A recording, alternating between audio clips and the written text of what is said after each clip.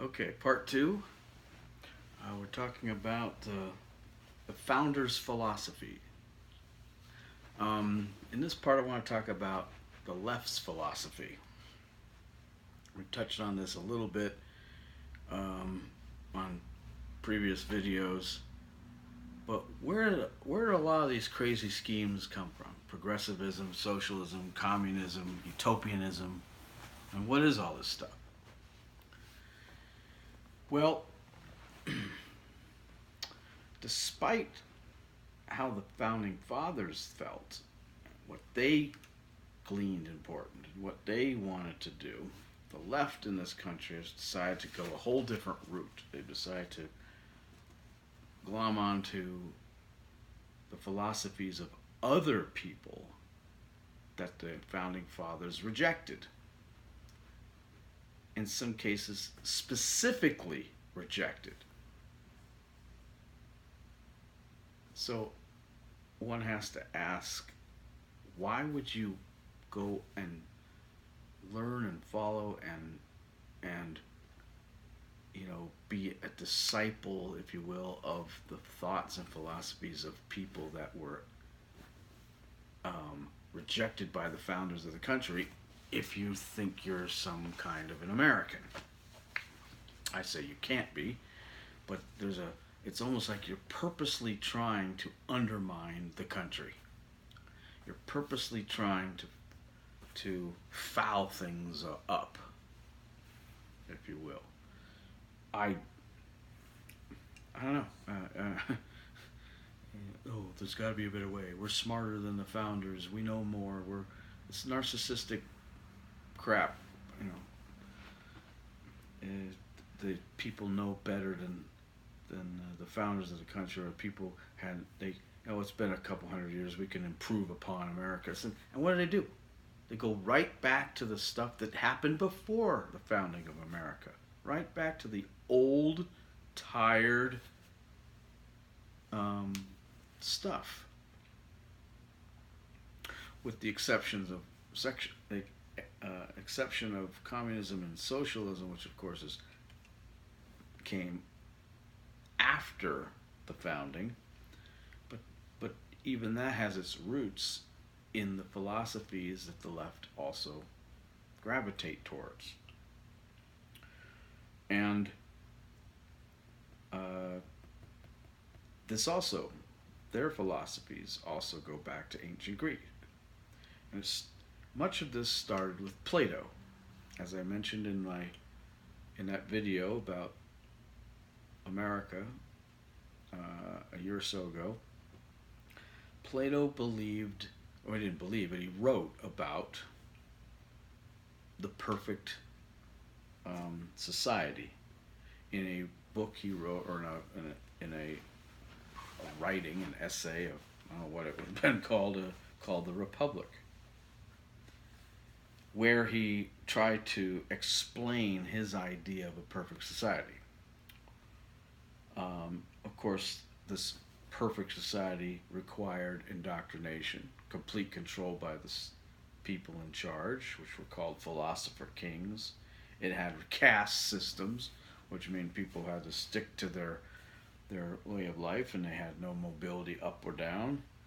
The philosopher kings were people that were raised before the age of 10 to become uh, uh, educated beyond what the rest of the population would be educated on. At a certain point, the best of the best would be educated further in philosophies and whatnot. By the time they were the age of 50 or so, they would be able to be in control of certain city-states within a nation as the philosopher king. And of course, this was a top-down thing, and even Plato recognized that it would never work for a very variety of reasons. He at least accepted the idea that this was just an exercise in what if more than what could be.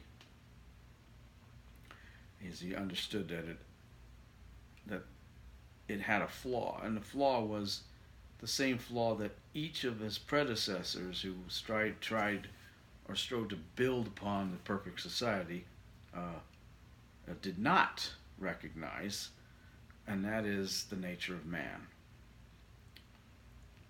Uh, Being what it is, upset the apple carts of every one of his predecessors in terms of philosophy.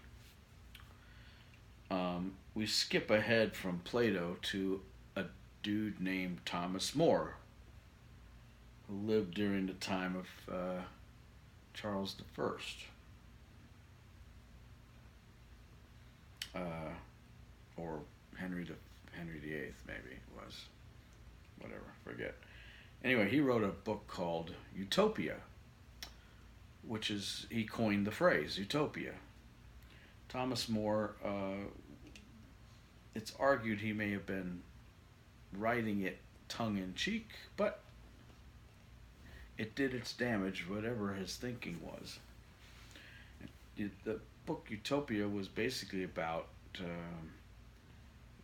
a fictional island that lies somewhere between Europe and the New World,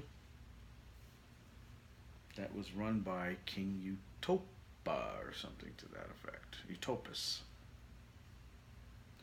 And of course, this utopia, so-called, had all sorts of, he was very specific in how this country supposedly ran itself. He introduced what we call today radical egalitarianism, which is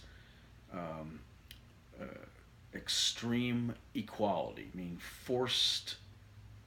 enforced equality, forcing everyone to be the same, to look the same, to dress the same, to act the same, to be the same, like a island of lemmings, if you will.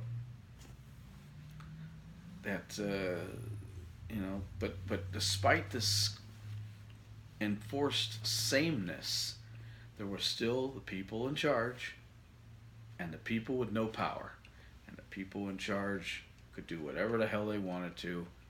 He was explicit in that, not implicit, but explicit, that the people in charge could overrule whatever the freedoms that were supposedly given to the people who were not in charge.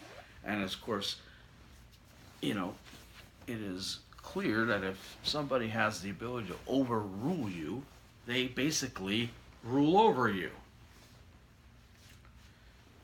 Old boss same as the new boss. New boss same as the old boss. It's still people in charge telling people not in charge how to run their lives. After Thomas More, the next major philosopher that liberals glom onto was a guy named Thomas Hobbes, who wrote a book called Leviathan, which is the Leviathan, in this case, does not refer to a titan of Greek mythology, but but a giant centralized government. He was advocating. Now we're not talking about speculation. Now we're talking about advocation. Now we're talking about people who actually want this to happen. He said that an all-powerful state is the only way to achieve the most fair kind of government under which people would live. He said that basically his philosophy was that man lives in a constant state of fear, and as such is in a constant perpetual or potential state of war with one another, man against man. That life, he was famous for saying that life is is solitary, poor, nasty, brutish, and short. And of course, this state of fear and this constant turmoil leads to anarchy. And he was saying that you have two choices. You can live in anarchy, or you can live in his all-powerful state society, which is despotism. And he was giving you a false choice. you can live in anarchy or under despotism. And he figured most men would pick despotism over anarchy. And they would then give up all their rights to the state and live happy because they were basically living a simple life, told what to do all the time with no rights whatsoever. He could not imagine some other alternative to this. And then, of course, we have our friend Karl Marx and Joseph Engels, was partner, but Marx was the guy who put the final, crossed the T's and dotted the I's on the Communist Manifesto from the mid-19th century. Of course, this post-dates the founding of America. But perhaps because of it's been written more recently, it has the most impact on liberals today. And of course, the Communist Manifesto was all about class struggle. The bourgeoisie, or the capitalists, versus the proletariat, or the laborers. And they found that societies were basically, a battle between the capitalists and the laborers. In their attempt to achieve a workers' paradise, the proletariat, the laborers, had to overrun and take over from the bourgeoisie. And once they did take everything over, then they can implement a series of changes, if you will, that would result in a workers' paradise. In order to do this, they had to force people to break from their pasts, break from family, tradition, institutions, religion, in order for this to work. They had to institute an incredibly progressive tax structure and all sorts of things just to force the proletariat to become the group in charge. What a lot of these philosophers fail to understand is the nature of man and what he would do to resist against this. It also, in many cases, failed to explain how a lot of this would be enforced, knowing the nature of man, how he would force people into a caste system, how he would force people into a condition where they would relinquish their rights and their freedoms, how you would force them into it and then enforce those very laws, knowing that the nature of man would resist it. They never talk about that because their perfect society almost acts as if we would just fall into it, that we would just flow into it. And they wonder why communism, for instance, hasn't worked yet. What's their excuse for the genocide and the 120 million people dying as a result of communism over the last 100 and some years? That it was flawed because men who ran it were flawed. It was Stalin's fault. It was Mao Zedong's fault. It was Fidel Castro's fault. Communism, if ever run purely and properly, would be great and perfect. Except, of course, even Marx admitted it could never work.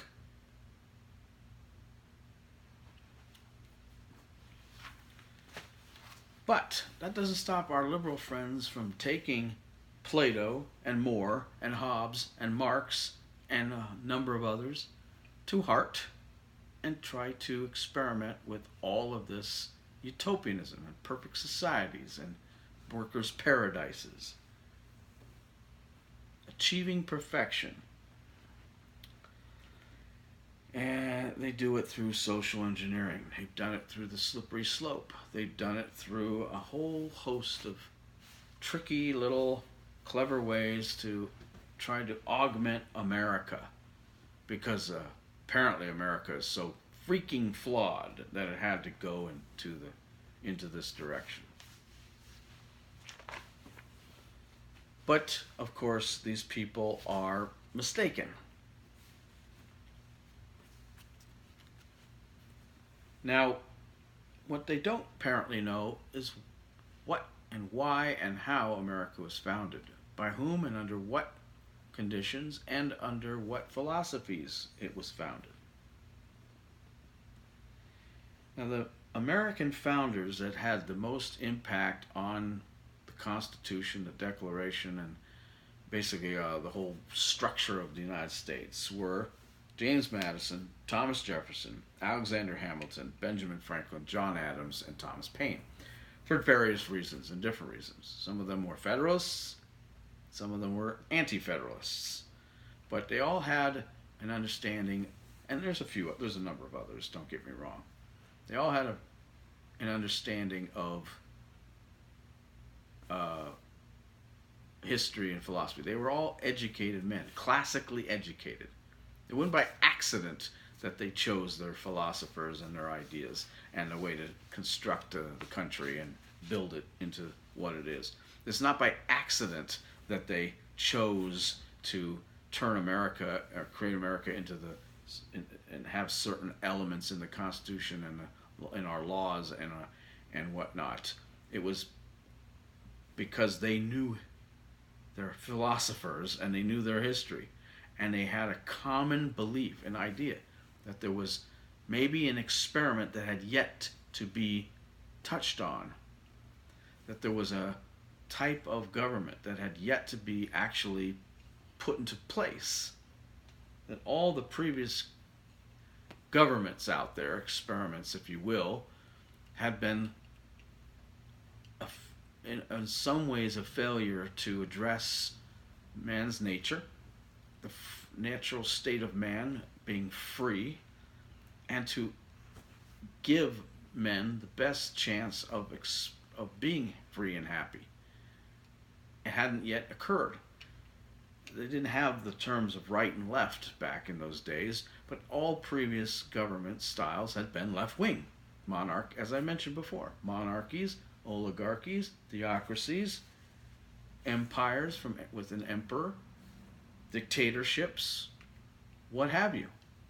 And they were done with it. They're saying there's got to be something better. And there was. All they had to do is reach back into the past and their own well-read, broad educations, talk to one another about their understanding of philosophies, the different types, both what we would call left-wing and right-wing philosophies. Who knows what they were called back then? Compare, contrast, and conceive an idea that there's some things out there have been said that were considered very radical at the time, but might well actually work if given half a chance. Even modern conservatives have pushed these same philosophies in a sort of way to push back against the left and the progressives in the last 100 so years. Ayn Rand, Friedrich von Hayek, Russell Kirk, Milton Friedman, William F. Buckley Jr., Thomas Sowell, and many others have pushed, brought back the ancient philosophies of the founders in a way in an attempt to push back against the socialist progressive hordes in this country trying to fundamentally change our country. In the next part, we'll actually talk about those more conservative philosophers, who they were, what they believed, and what we got from them in terms of how our country was founded. All right, see you on that one.